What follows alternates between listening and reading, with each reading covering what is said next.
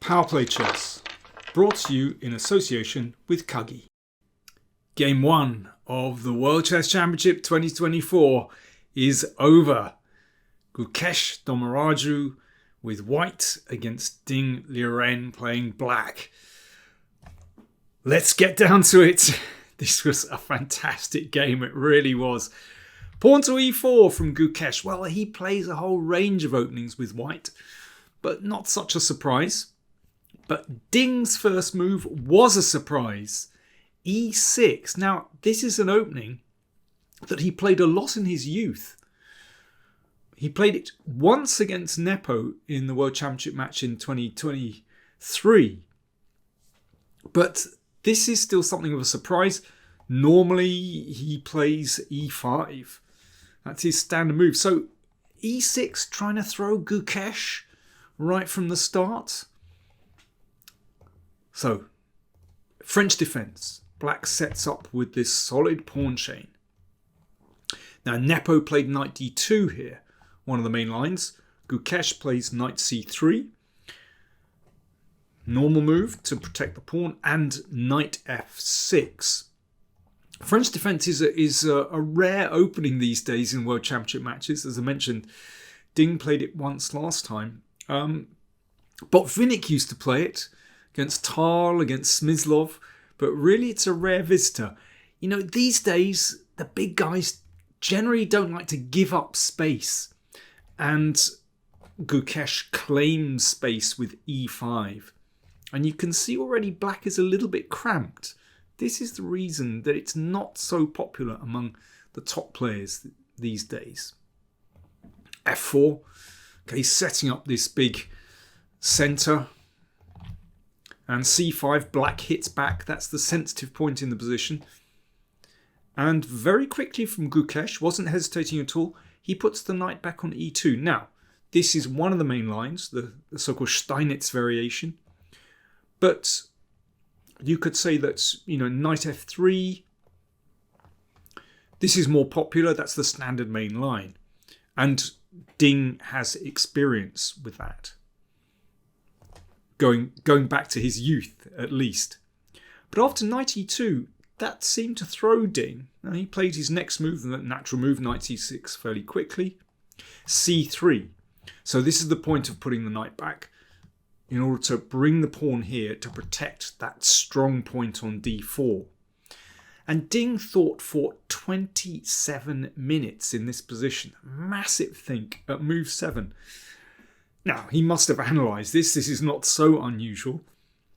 But he's never actually had this position before in a serious game.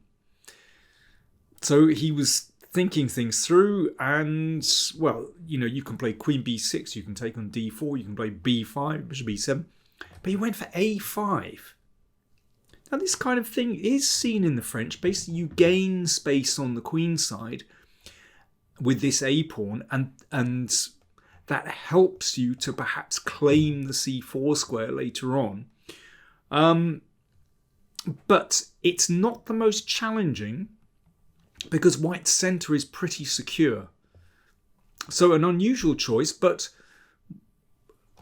well, in fact, Gukesh had anticipated it because he was still playing quickly. a4. Now, of course, white can stop that pawn advancing, but that makes it easier for black to claim that c4 square because then white can't push with b3. Bishop e3. Bishop e7 from Ding. And this is where Gukesh produced the first new move of the game. So previously, for example, we've seen queen d2, normal move. Gukesh played g4. Wow. I mean, this is really aggressive. Throwing kingside pawn forward. Of course, it allows this bishop into the game, but still, pawns can't move backwards. What's Gukesh doing with this one? Well, it might support the advance f5. That's generally the break you want to make. It also might push again to g5 to prevent black breaking out with f6. But pawns can't move backwards. And, that's a very ambitious, very committal move. And Ding, again, had a big think. thought for 14 minutes and played queen a5. And this was the first time in the game that Gukesh kind of stopped. I mean, I like queen a5 because it puts immediate pressure on the king in the middle. After black exchanges, then white won't be able to recapture with a pawn. Obviously, there's a pin. So it's a way of actually countering white's control of the centre. This is what black has to do. Somehow, black has to find a way in. If white is able to maintain this massive centre without black finding counterplay, then white is going to be better because black will just be squashed. So after 20 minutes, Gukesh played bishop g2. And Ding continued straight on with a3. And now we can see that after pawn takes pawn, white can't recapture the pawn because of the pin. Now it is possible to take with a piece, but that check might be a bit annoying. So first of all, b4. In any case, probably a move white wants to make anyway. And the queen dropped back to c7. And then a recapture on d4. Well, both sides have gained something from that little transaction. So with this disturbing move, this pawn has had to advance, and that means that the c3 pawn is weaker. And also, this knight can hop into this beautiful square on c4. So Ding has definitely, sort of found his feet now. From Gukesh's point of view, that pawn on b4 can actually be quite useful because it controls the c5 square, so preventing a bishop coming up to challenge on this diagonal. Castles, knight c4. So Ding was starting to speed up a little bit at this point. And bishop d7. So you never know, that bishop might appear on one of these squares. So that's the classic bad French bishop. You can see it's blocked in by the pawn chain, but there are squares it can move out to. And Gukesh had a big think at this point. He obviously couldn't see anything immediate. I mean, if this pawn advances, then, well, it can leave this one weak. But he played queen e2, so that connects the rooks. Seems like a reasonable move and protects here. Knight takes d4. And, I mean, I think this is a significant moment, actually. Bishop d4 looks, to my eyes, to be a very natural move because that bishop is secure. It's protected by the pawn on c3. In turn, it protects that pawn. It can't be exchanged off because the c5 square is covered. It protects this one. And so it might, on a good day, be possible to advance with f5. Now, black does have counterplay here. I mean, one thing is h5 rather disturbs those pawns and kind of closes the king side. I think this position is about equal. Because if the king side is closed, the queen side is quite closed as well. I can see that ending in a draw. But it's still very complex because so many pieces on the board. But Gukesh played knight takes d4. Okay, he wants to have the knight in the middle and it has influence over these squares. Ding started to play very quickly at this point. Knight b2. So queen takes pawn threatened. And Gukesh stepped up with the queen. The queen might swing across here, you never know. Certainly if it's attacked again. Rook c8 hits this pawn. So Ding's starting to play quickly. It's noticeable that he was spending all his time at the board. He didn't get up once. Not even to, just clear his head a little bit. He remained at the board. So he had a big think earlier at the start of the opening. But having got to a position which is kind of stable, and he has a clear plan, hitting this pawn, starting to move very quickly. And Gukesh was investing time. So he played rook c1. Not the only move. You could knock the bishop back. It's a bit passive, but it's secure. The reason I'm sort of slightly dubious about rook c1 is that, well, the move that Ding played, because you can see that now there's a potential threat to take on a2. And the clock times were now evening up. Gukesh had invested so much time thinking things through, and Ding playing very quickly. Now, it might be prudent to just play something like this. I think taking here is actually a mistake, because the queen could even be trapped here. I mean, queen d3 is, well, I think very comfortable for black once the queens are exchanged, but it shouldn't be too bad for white. But Gukesh lunged forward. Obviously, it's the first game, his first ever World Championship match. I think probably not the last.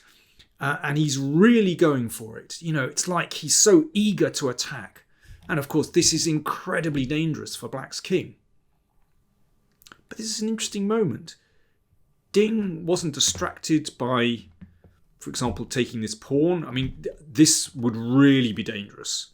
I think once things open up like this, then the queen is in Siberia and white is attacking. This looks tremendous. But Ding played very quickly and very coolly. Queen d3.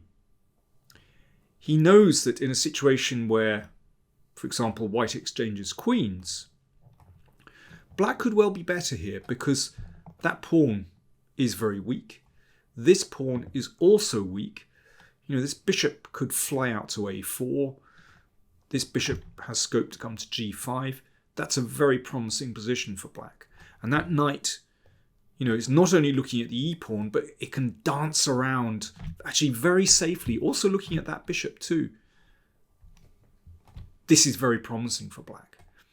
So Gukesh can't consider a queen exchange. Queen f4, he said that queen f4 was his first intention. But there's a brilliant move here, g5. Hitting the queen, and after pawn takes, the queen steps back. I mean, what a great journey for that queen. Coming back to g6. So this pawn is secure. And then h5, and this starts to open up white's king. And you can see that knight is looking really strong here. And black's king is secure. You can see that beautiful French pawn chain. That's the solid core of black's position that keeps black safe. It's a fantastic position for black. So Gukesh saw that and decided to duck the queen back to e1. But bishop g5, great move, hitting the rook. Of course, if it moves away from the c file, then this drops. So rook c2. Rook c4 played almost instantly by Ding. A threat to take the knight, which guards the rook. h4 hits the bishop. Again, an instant response from Ding. And it's just a really difficult position. How does white deal with this threat? Well, Gukesh played queen b1. And Ding cashed in. This was the moment where Ding had a bit of a think, actually. Because he realizes he's got a great position, and there are, several decent options here. You could just flip the knight back here to maybe attack this. But Ding decided to take on c3. This must have been a tricky moment for him. In the Olympiad, I mentioned this in the preview, Ding actually achieved quite a few very promising positions, but failed to convert. Could he convert this? It's clear he's got the advantage. He has an extra pawn, and these pieces are superb. That bishop does a great job here. White can't activate the rook.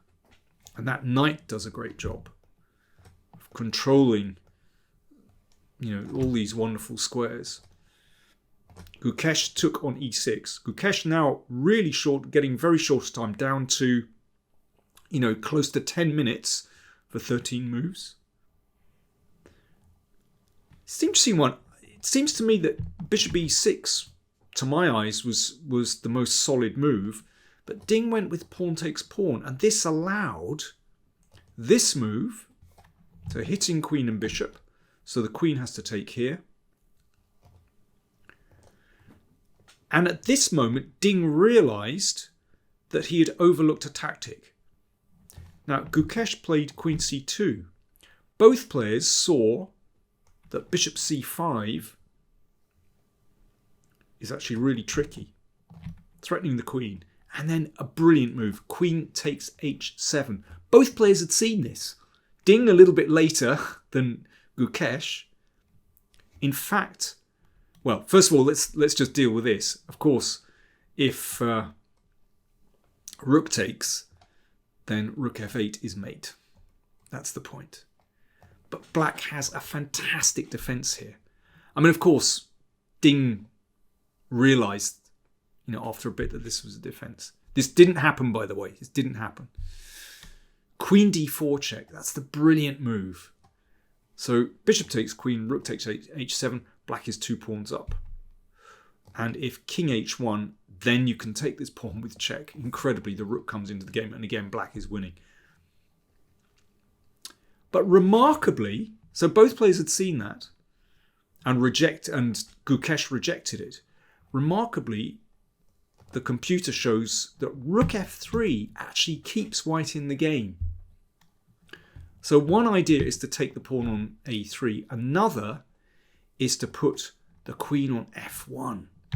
And you can see this is incredibly dangerous. So rook f8 and mate following. So the king has to step away. But this is very unclear. Even though black is 3 pawns up, you can see there is potential for white to get the queen into play, get this rook into play. So that was Gukesh's chance. Instead, he played queen c2. But Ding was ahead on time, and he had time to think things through. Queen c4, excellent move. Well, clearly, the endgame with 2 extra pawns for black, and this wonderful knight anchored on c4, that must be winning. So Gukesh played queen d2, voiding the exchange. Now, castles on move 31. Finally, the king reaches safety, and what's the point? The rook comes into play. So this is looking extremely good now. And after bishop d4, Gukesh trying to activate knight d3. Now that is a beautiful octopus knight move. That knight controls so many important squares in the position, not just looking forward, but looking back as well. That e5 square is important. Queen e3. At this point, Gukesh had 45 seconds left for 7 moves. Ding had 6 minutes. Ding took here. Okay.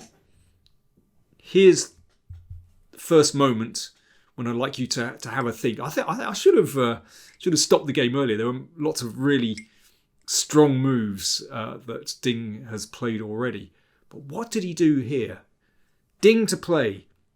You got your opponents on the rope. Gukesh had 30 or 40 seconds left.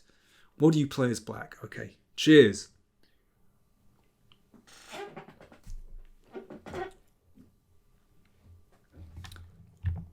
The pin is a problem. But Ding, of course, had anticipated this and played e5. So that if bishop takes knight, then queen takes bishop, and that simplifies, and Ding is 2 pawns up. And actually, this pawn on a3 could be really dangerous because that pawn on a2 is vulnerable. Whenever there's a simplification into an endgame, it's going to be wonderful for black. So Gukesh took the pawn. But here is why Ding exchanged first, because now he takes on g4 with check. That bishop was on g2. And this is a wonderful move to make when you're ahead on material. You want to kind of keep everything absolutely solid. Bishop f5. So the so-called bad French bishop comes into play. guards that wonderful octopus knight on d3. Remember, bishop takes pawn, impossible because there's a pin. So that's why Gukesh brought the bishop back. And now bishop e4. Well, this is the triumph of the bad French bishop. That's not a bad French bishop. It's a bad French bishop. Wow. Supported by that rock on d5. Played there on move 2. And that bishop in turn supports the knight. And black's pieces coordinating beautifully. White is lost here. You can exchange, but it doesn't help at all. Gukesh played king h2. h6. Just securing the position of the king. Bishop h3 played. Queen d1, threatening a mate. So bishop d6 makes room for the king if there's a check here. But Ding played much better. Queen c2. Check. King g3 and queen takes a2. Very simple. So this pawn is coming good. And actually, because black's pieces are so well coordinated, it doesn't matter that the queen is out of play just for a moment. So this is actually move 41. So both players reached the time control at move 40. In fact, Gukesh made the time control with 1 second to spare. Ding had more time. And at this point, actually, Ding left the board for the first time, which is incredible. You know, after basically 4 hours, he sat at the board for the entire 4 hours. Incredible concentration. Gukesh checked on e6. This is one last trap. And Ding said afterwards that he'd kind of forgotten about this move. Incredible. If king h7, white takes with check. Has to be taken. Bishop takes pawn. And, well, probably white will survive that position. I mean, that's unbelievable. But Ding still had king h8, which he played very quickly. And here, after a few moments reflection, Gukesh resigned the game. Ding Liren wins game 1 of the World Championship match 2024. Wow. I mean, what a performance. So many had written Ding off. This was his first classical win for months and months and months. In fact, since Tata Steel 2024, when he defeated Gukesh, actually. So this was against all expectations. I should probably mention, so why, let's just do some nuts and bolts here. Why did Gukesh resign? Well, he's 3 pawns down, and this one is 2 steps from queening. Also, he threatens mate in 1. So let's suppose, I don't know, the bishop drops back to protect the g2 square. Then, okay, we just move the queen out of the way.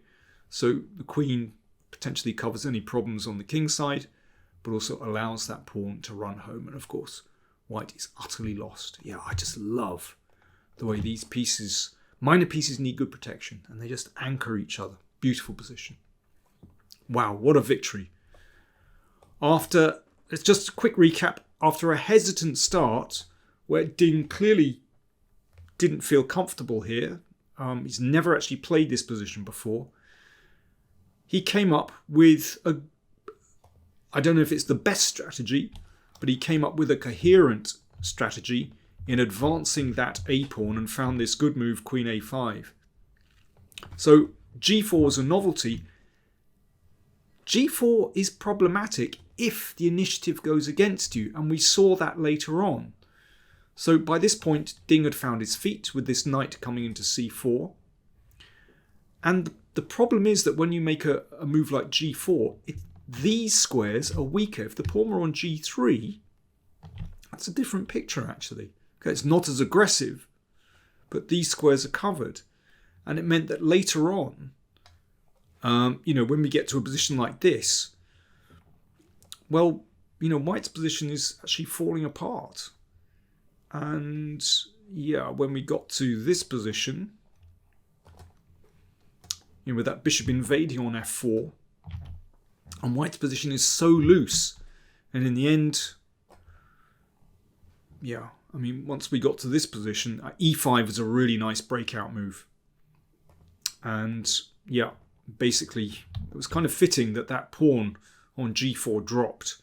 And by the time Ding got here, it really is game over. Ding said afterwards he was very happy, but he also said he was lucky because he missed 2 tactics. It's interesting. He missed right at the end.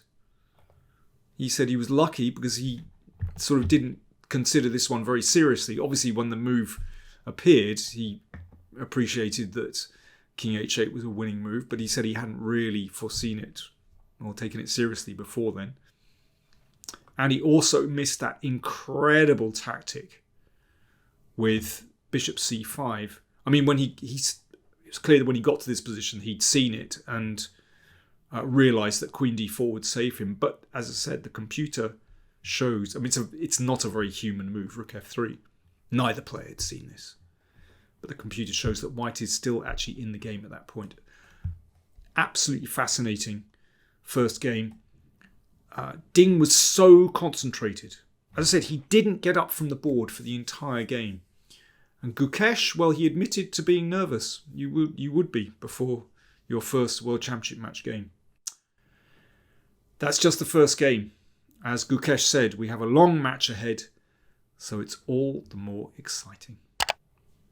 See you for game 2 tomorrow.